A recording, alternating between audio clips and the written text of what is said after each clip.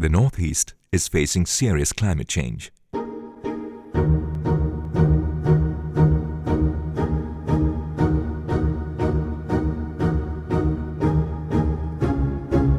As the mist comes in, as the sun rises, there is change.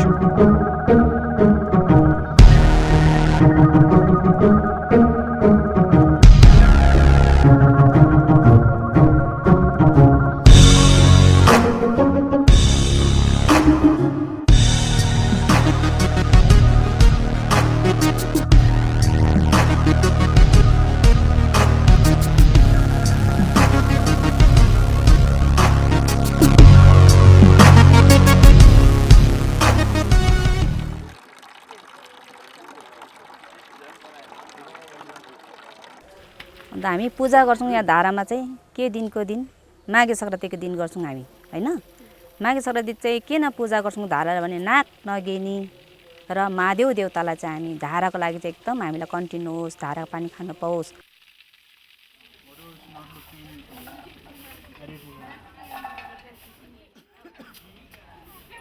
ना ऐसा ये पानी पीने में थोड़ा मीठा लगता है, गवर्नमेंट का पानी में तेल रहता है ना, थोड़ा यूरिया रहता है तो गंद करता है, लेकिन गवर्नमेंट का पानी तो अच्छा है, लेकिन ये तो नेचुरल पानी है ना, इसीलिए हम लोग यही पानी खाते हैं। इससे कोई जल्दी बीमारी भी नहीं, हम लोग यही पानी खाते हैं।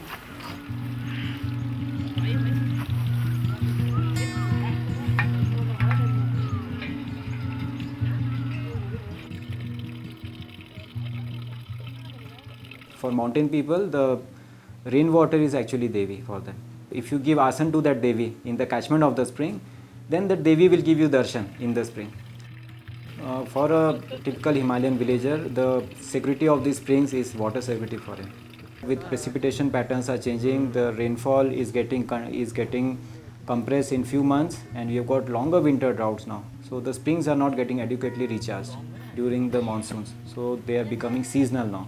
When the spring starts becoming seasonal, the women have to go down the village to a place where there is still some water in the spring and manually carry that water uphill to their houses. So it really changes the role of the woman in the house, and it prevents her from taking up many livelihood activities. It creates this drudgery in her life.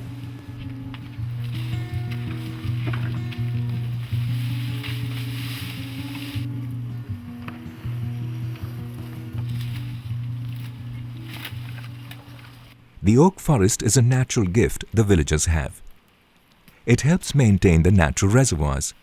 With its deep roots and dense canopy, it ensures that the precipitation slowly drips to the ground and aids the recharge of the groundwater, which, in turn, aids the villagers in the dry seasons through the perennial streams. Oak forests in Sikkim are of high importance. They are predominant forest ecosystems in Sikkim, and we face the situation that they are endangered for different reasons. Reasons are multifold, but there has some intervention be done to guarantee a sustainable management and sustainable way how to regenerate these oak forests. As a starting point, we will map these oak forests in a very precise method. Using satellite images, we facilitate local institutions to perform and carry out this oak forest mapping, and not only the extent of the oak forests but also their status in terms of degradation. The oak trees are in danger because they are susceptible to forest fires. And when the forest recovers from these fires, species like pine and bamboo grow much faster.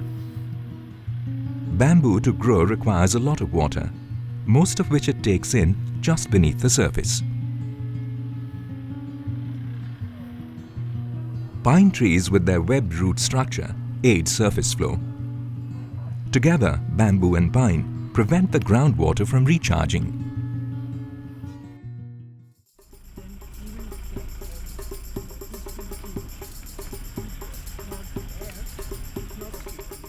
In Meghalaya, sericulture is extensively practiced by women of different villages. Every village is doing another has a specific technique, and even for the spinning, for the hand spinning, for the hand loom, It's in each village is different.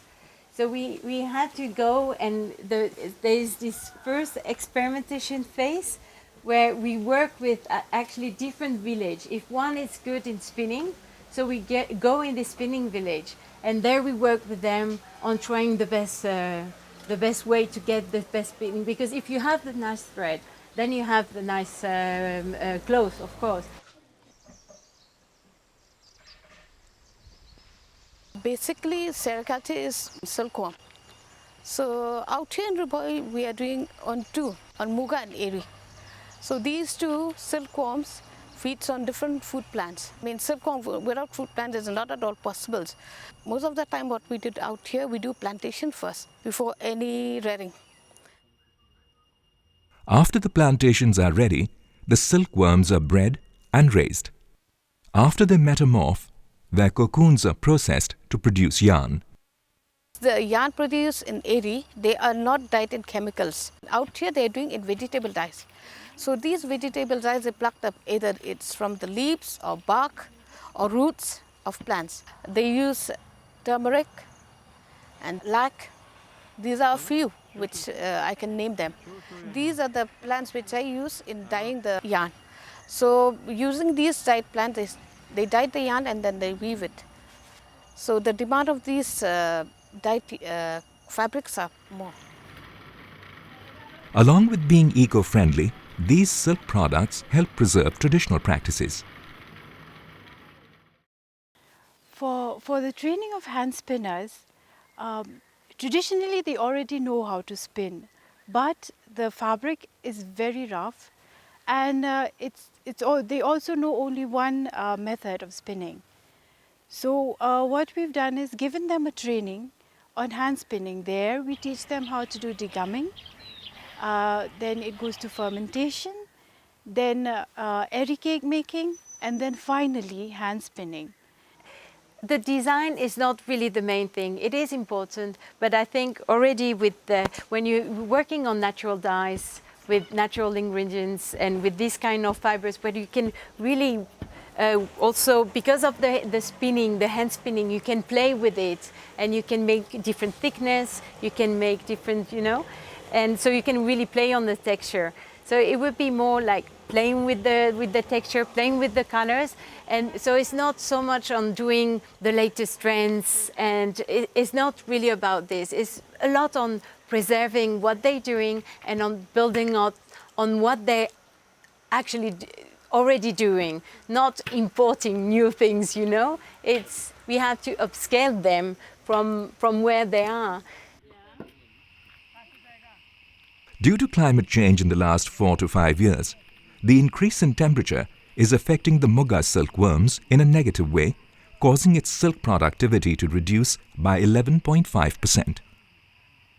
We have to maintain 6 broods, that means 6 generations of Muga in a year, right? And we cannot rear the Muga in the same farm. We have to ship from place to place. And that is very difficult for us to maintain all the generations in the same place.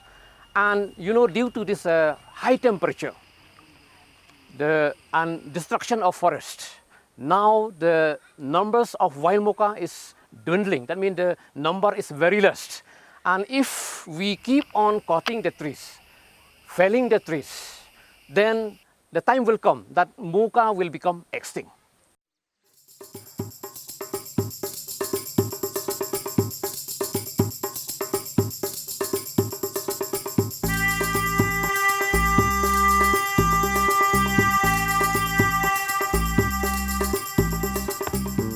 People in Nagaland practice jhum cultivation, otherwise known as slash and burn farming.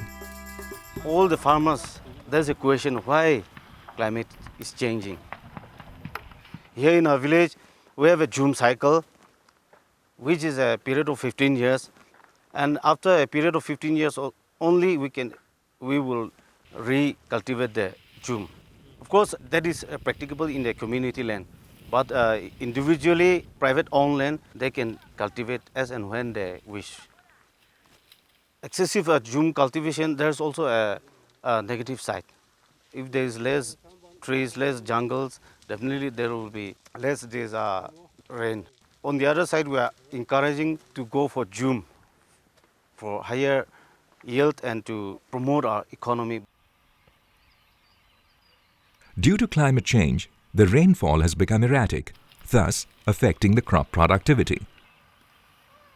Our belief is that jhum is not a environmentally unfriendly practice if it is practiced strictly as per evolved traditions.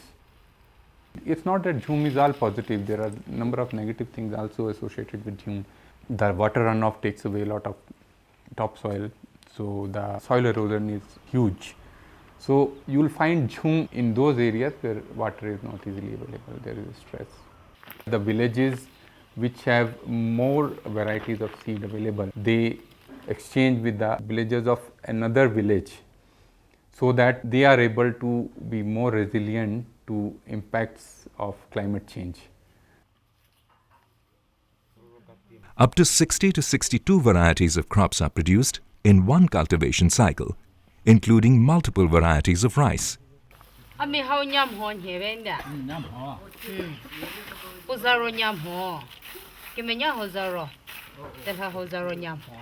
Puti rodida jesuja, tiedza tinye mo jedo tinye sa ke kritora.